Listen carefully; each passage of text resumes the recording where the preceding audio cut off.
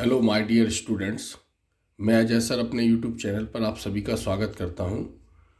आज हम पढ़ेंगे क्लास 12th केमिस्ट्री का चैप्टर 10 हेलो एल्केन एवं हेलो हेरिन।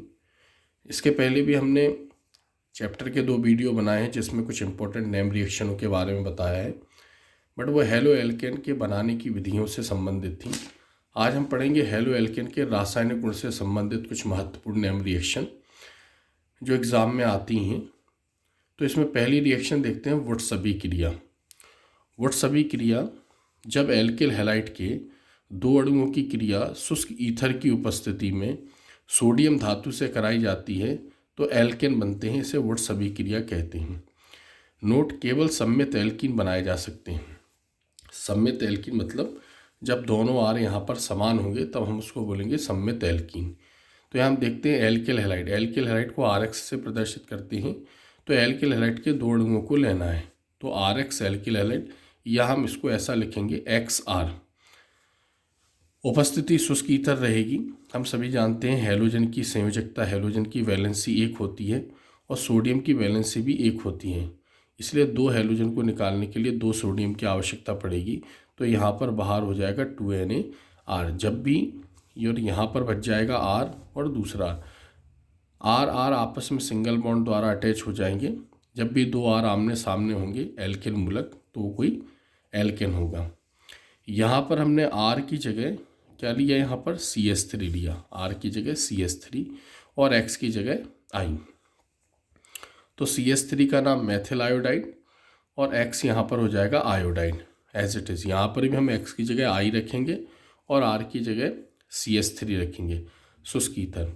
तो यहाँ पर हम क्या निकाल देंगे, यहाँ से हम 2NaI बाहर निकाल देंगे।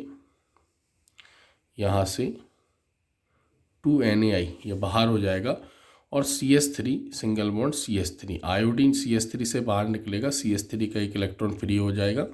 CH3 दोनों आपस में सिंगल बॉन्ड द्वारा अटैच होंगे। इसको हम ऐसे भी लिख सकते हैं C2H6। C2H6 एथेन है और एथेन एक एल्केन है। तो इस प्रकार हमने देखा कि वुड्सबी क्रिया में 2 एल्किल हैलाइडों की क्रिया सोडियम धातु से कराई जाती है शुष्क ईथर की उपस्थिति में तो एल्केन बनता है। इसी प्रकार नेक्स्ट रिएक्शन देखते हैं हम फ्रैकलैंड अभिक्रिया। फ्रैकलैंड अभिक्रिया वुड्स अभिक्रिया जैसी है। यहाँ पर हम सोडियम की जगह बस जिंक का यूज़ करेंगे। यहाँ सोडियम की वैलेंसी +1 होती है और यहाँ जिंक की वैलेंसी +2 होती है, यानी सोडियम 1 इलेक्ट्रॉन देता है, जिंक 2 इलेक्ट्रॉन देता है। तो एल्किल हैलाइड के 2 अणुओं की क्रिया जिंक धातु से कराई जाती है तो एल्केन बनता है। इसे फ्रैकलैंड अभिक्रिया कहते हैं। तो RX एल्किल हैलाइड के 2 अणु हमने ले लिए। यहाँ पर X की संयोजकता 1 है, जिंक अकेला 2 इलेक्ट्रॉन दे सकता है, इसलिए ZnX2 बाहर हो जाएगा। और यहाँ पर R सिंगल बॉन्ड R, इसको हम क्या बोलेंगे, यहाँ पर एल्केन बोलेंगे। यहाँ पर भी हमने एज इट इज़ क्या किया, R की जगह CH3 लिया और X की जगह क्या लिया, यहाँ पर Cl लिया। तो CH3Cl के 2 हमने अणु लिए, CH3 मेथिल और Cl क्लोराइड। तो मेथिल क्लोराइड की क्रिया यहाँ पर जिंक धातु से कराई गई। तो यहाँ पर भी Cl के साथ 2 Cl जिंक के साथ बाहर हो गए, ZnCl2, CH3 single bond CH3, या हमने इसको बोला C2H6 ethane. Next name reaction देखते हैं हम फिंकेलस्टाइन अभिक्रिया। फिंकेलस्टाइन अभिक्रिया में एल्किल क्लोराइड या ब्रोमाइड, यानी एल्किल के साथ क्लोराइड जुड़ा हो या एल्किल के साथ ब्रोमाइड जुड़ा हो, दोनों में से कोई भी अपन एल्किल हैलाइड ले सकते हैं। तो एल्किल क्लोराइड या ब्रोमाइड की क्रिया शुष्क एसीटोन की उपस्थिति में सोडियम आयोडाइड से कराते हैं तो एल्किल आयोडाइड बनता है। इसे फिंकेलस्टाइन अभिक्रिया कहते हैं। तो हम इसका एग्जाम्पल देख सकते हैं। RX एल्किल हैलाइड हो गया और NaI यानी सोडियम आयोडाइड। सोडियम की भी संयोजकता यहाँ +1 है, आयोडीन की -1 है। शुष्क एसीटोन की उपस्थिति में क्रिया करवाई तो यहाँ से क्या बाहर हो गया, यहाँ से NaX यानी सोडियम हैलाइड बाहर हो गया। और हम ऊपर भी लिख चुके हैं कि X जो है यहाँ क्लोराइड हो सकता है या ब्रोमाइड, तो हमने यहाँ पर लिखा Cl हो सकता है या Br। तो ऐसे बना RI। अब R क्या है यहाँ पर एल्किल और I क्या है आयोडाइड।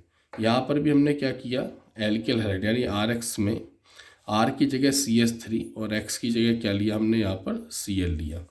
तो CH3 मेथिल और Cl कहलाएगा क्लोराइड और ये सोडियम आयोडाइड है। शुष्क एसीटोन की उपस्थिति में क्रिया होगी तो यहाँ से भी क्या बाहर हो जाएगा, NaCl, यहाँ से NaCl बाहर हो जाएगा और बनने वाला यौगिक होगा CH3I, यानी R की जगह यहाँ CH3 आ गया और आयोडीन, मेथिल आयोडाइड।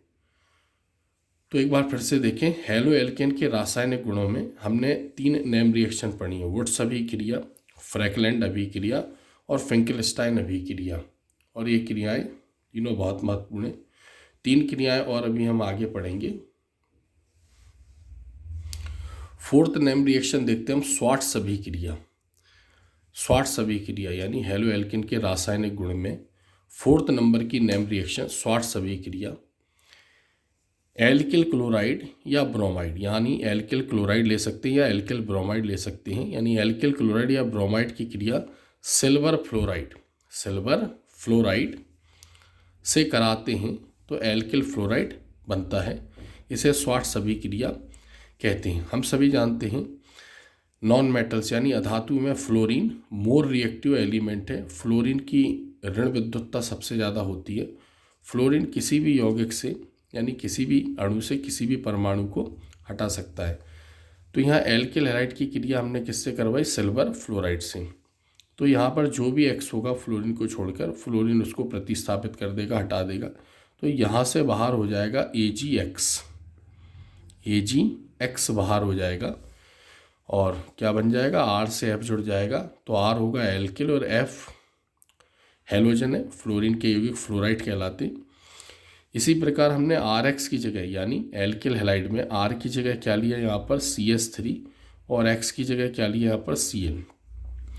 तो हम पहले भी पढ़ चुके हैं CH3Cl में CH3 का नाम है मेथिल और Cl होगा क्लोराइड, यानी मेथिल क्लोराइड की क्रिया सिल्वर फ्लोराइड से करवाएंगे तो यहाँ पर भी क्या हो जाएगा, जो Ag के साथ है वो Cl बाहर हो जाएगा। तो यौगिक बनेगा CH3F। CH3 का नाम है मेथिल और F कहलाएगा फ्लोराइड, CH3 + AgCl। फिर हम 5वें नंबर की क्रिया देखते हैं, बहुत महत्वपूर्ण अभिक्रिया है, विलोपन अभिक्रिया, बीटा विलोपन अभिक्रिया।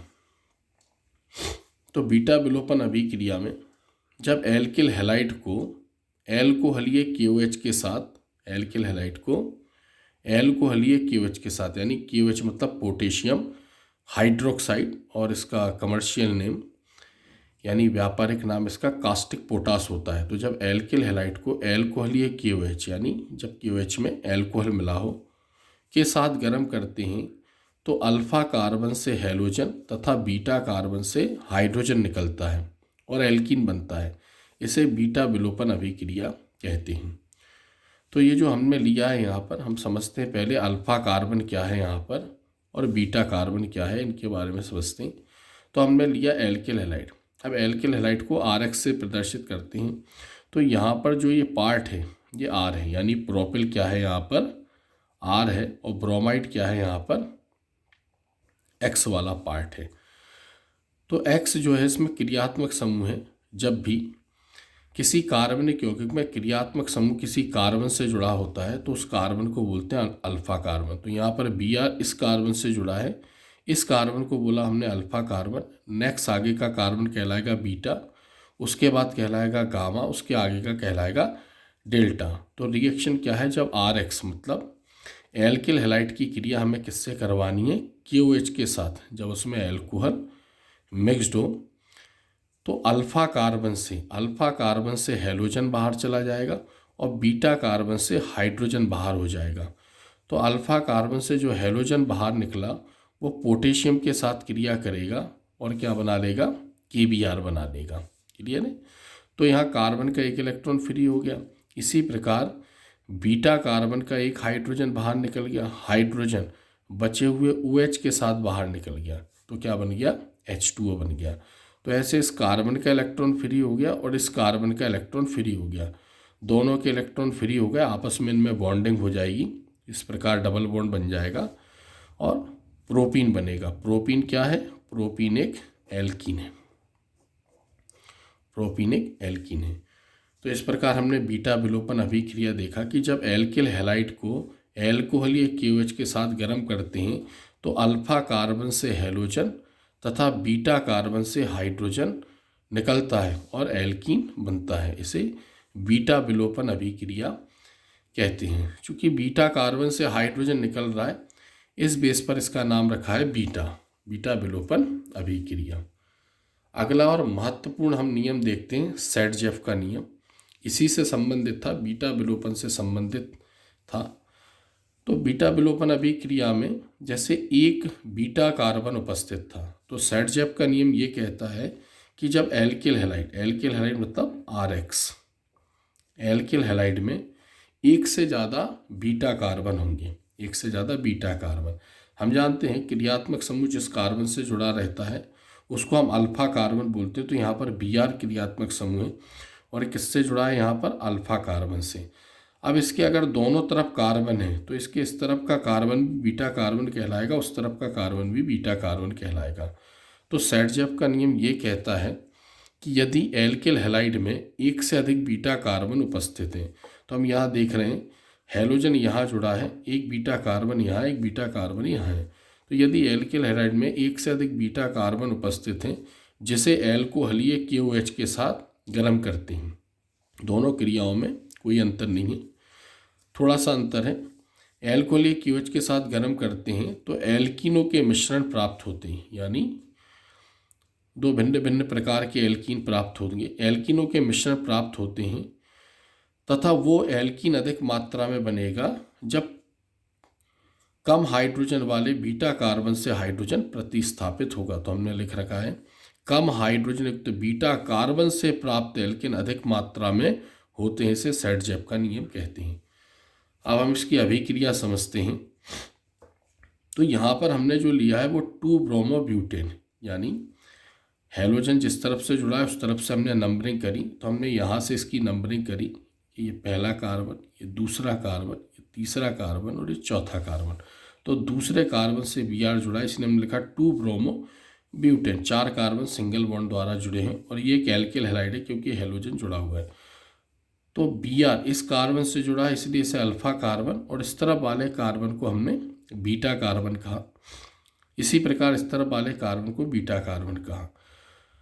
तो पहली कंडीशन देखते हैं हम, ये वाली फर्स्ट कंडीशन, इससे जो एल्कीन बना है।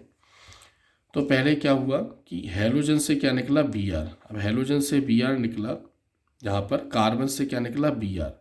तो यह कार्बन से Br निकला, इस पोटेशियम के साथ उसने क्या बना लिया, KBr, हमने यहाँ निकाल दिया। फिर इसी कार्बन से यानी इस बीटा कार्बन से हाइड्रोजन बाहर निकला, तो हमने यहाँ पर हाइड्रोजन को OH के साथ H2O के रूप में बाहर निकाल दिया। तो यहाँ से एक इलेक्ट्रॉन फ्री हुआ, यहाँ से एक इलेक्ट्रॉन फ्री हुआ, तब ये कंडीशन बनेगी 2-ब्यूटीन, यानी इसका परसेंटेज कितना रहेगा, 80%। अब हम क्या बोल रहे हैं दूसरी कंडीशन में, दूसरी कंडीशन में हम ये कह रहे हैं कि इस कार्बन से तो हैलोजन निकलना ही है, ठीक है, क्योंकि अल्फा कार्बन से हैलोजन निकलना है। तो पहले हमने इस बीटा कार्बन से हाइड्रोजन निकाला, अब हम इस बीटा कार्बन से हाइड्रोजन निकालेंगे। तो वही एज इट इज़, यहाँ से हैलोजन इसके साथ KBr बना लेगा। अब यहाँ से H निकलेगा, इस OH के साथ क्रिया करेगा और H2O बाहर निकल जाएगा। तो अब इस कार्बन से हाइड्रोजन निकला तो इसका एक H कम हो गया, एक इलेक्ट्रॉन फ्री हो गया, और इससे H निकला तो इसका एक इलेक्ट्रॉन फ्री हो गया। अब इन दोनों कार्बनों के बीच में डबल बॉन्ड हो गया। तो पहले डबल बॉन्ड यहाँ था, तो अगर हम इसकी नंबरिंग करते 1 2 3 4, तो जिस तरफ से डबल बॉन्ड पास में होता है उस तरफ से नंबरिंग करते हैं। तो 2-ब्यूटीन दूसरे नंबर के बाद डबल बॉन्ड है, यहाँ 1 2 3 4, यहाँ पर पहले कार्बन के बाद डबल बॉन्ड है तो 1-ब्यूटीन। इसका परसेंटेज कितना रहेगा, 20%। मतलब हमारे पास दो बीटा कार्बन है यहाँ पर। तो इस बीटा कार्बन से हाइड्रोजन कम संख्या में, इससे ज़्यादा संख्या में, तो इस कंडीशन में एल्कीन ज़्यादा प्राप्त होंगे। तो उम्मीद करता हूँ आज की जो हमने नेम रिएक्शन समझी हैं, 6 नेम रिएक्शन, निश्चित तौर पर आपको समझ में आई होंगी।